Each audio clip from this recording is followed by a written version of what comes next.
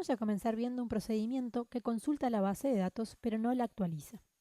Tenemos un procedimiento DoLoadCountries, que es un servicio que vamos a utilizar para alimentar los diferentes reportes de países en la aplicación. El servicio recibe como parámetro de entrada un SDT que llamamos Country Report Options. Este SDT tiene un miembro donde definimos los filtros por los cuales vamos a seleccionar los países. Por ahora solo lo hacemos en base al mínimo número de atracciones que queremos que el país tenga. Y luego tiene otro elemento, Sort Criteria, donde podemos definir un criterio de orden. Esto es un enumerado que nos permite devolver la lista de países ordenadas por nombre o por cantidad de atracciones. Este servicio entonces recibe un criterio de filtro y uno de orden y nos devuelve una variable llamada SDT Country Collection, en donde está la colección de países que cumple con el filtro especificado y está ordenado por el criterio especificado. La gracia de implementar este servicio es que podemos hacer test unitarios automáticos que validan que los datos de los reportes sean los correctos en todos los escenarios que consideremos importante probar. Luego, programamos los reportes usando este servicio como fuente de datos en vez de acceder directamente a la base de datos. De esta manera, cuando vayamos a testear los reportes, ya tenemos confianza de que los datos reportados son los correctos gracias al test unitario que hicimos previamente, y solo nos resta ver que el formato del reporte sea el correcto. Este ejemplo es más complejo que nuestro procedimiento de discount, porque los parámetros de entrada y salida son SDTs en vez de datos simples, y por tanto la carga de los casos de prueba nos va a dar un poco más de trabajo. Y también porque en este caso vamos a estar accediendo a la base de datos, por lo cual a la hora de elegir los valores a probar, necesitamos conocer la base de datos que estamos testeando. Vamos a crear el test unitario y seguiremos hablando de estos conceptos a medida que avanzamos. Algo importante a destacar es que los objetos que se crean para el test unitario quedan anidados bajo el objeto testear y no se generan cuando hacemos un build-all de la KB. Se generan solo cuando es necesario para ejecutar las pruebas automáticas. El hecho de que queden anidados bajo el procedimiento simplemente significa que si borramos el procedimiento se van a borrar los test asociados.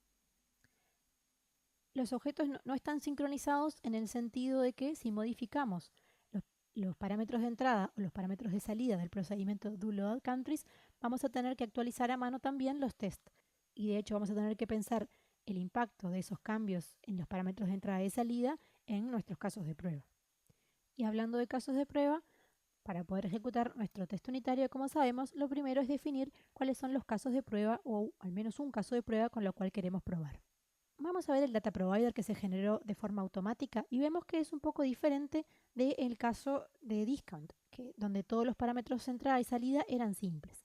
En este caso, como son SDTs, el data provider nos genera automáticamente una estructura que nosotros debemos completar. Para ello podemos pinchar y arrastrar los SDTs de forma de traer la estructura del SDT aquí al data provider, como hacemos siempre, o alternativamente, en este caso como es simple, los vamos a escribir. En nuestro primer caso de prueba, vamos a testear un caso que sirva para el reporte que muestra aquellos países que tengan más de 2 atracciones y los devuelve ordenando los países con mayor cantidad de atracciones arriba.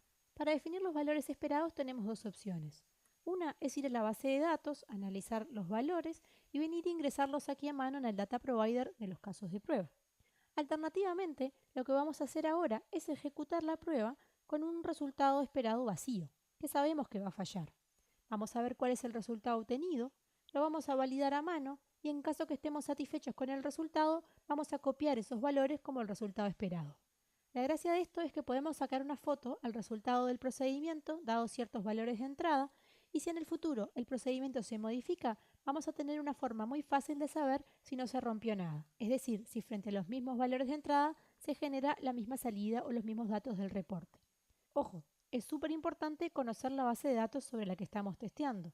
Incluso tener una base de datos estable para ejecutar las pruebas de manera de no tener tests que fallan por cambios en la base de datos. Como era de esperar, el test falla. Ahora, no podemos ver en la pantalla Test Results el valor esperado y el valor obtenido porque el resultado de nuestro procedimiento es un SDT, que aquí se está tratando como un JSON, de forma de poder compararlo como string. Para poder verlo en detalle, tenemos la opción de expandir el resultado y verlo en un comparador de texto. En nuestro caso, vemos que el resultado obtenido es que Francia y China son los países que tienen 2 o más atracciones. El valor esperado está en blanco porque no lo definimos. Si verificamos que estos son los valores correctos, podemos ir ahora a poner esta información como resultado esperado en nuestro data provider. Aquí podemos copiar y pegar la información al data provider, aunque el formato del resultado es un JSON, así que vamos a tener que darle la estructura correcta en nuestro data provider.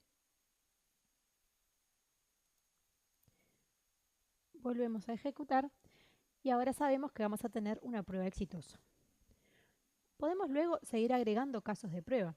En este caso, el procedimiento es muy sencillo, por lo cual podríamos agregar algún caso que probara otro criterio de orden y quizás un filtro vacío.